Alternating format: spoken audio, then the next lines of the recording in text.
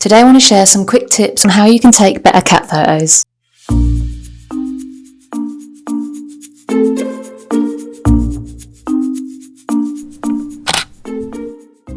So cats are 10 times more smaller than people. So you don't want to just get your camera and shoot it down and hope for the best. You want to get down to the same level as your cat and lay on the floor if need be. And that way you can really get some interesting shots and really feel like you're looking through the cat's eyes this way.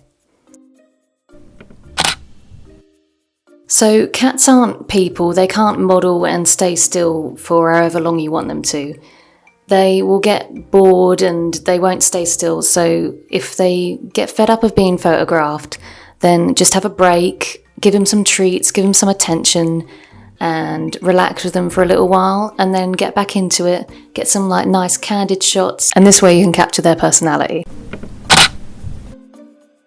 So in some of these images you can see Mikey, the cat that's in these photos, his eyes are more dilated, and the reason that is because the room is quite dark. So on the screen, I'll just show now a comparison. In this picture here, it's in a light room or a lighter part of the room. So his eyes are more like just one slit.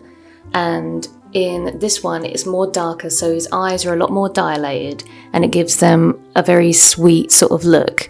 But it all is your preference. So if you prefer just the slit, get more dramatic looks like that, or if you like when their eyes are dilated, I recommend having a lens like the 24-70 where the aperture can go to 2.8 so you can bring more light into the camera.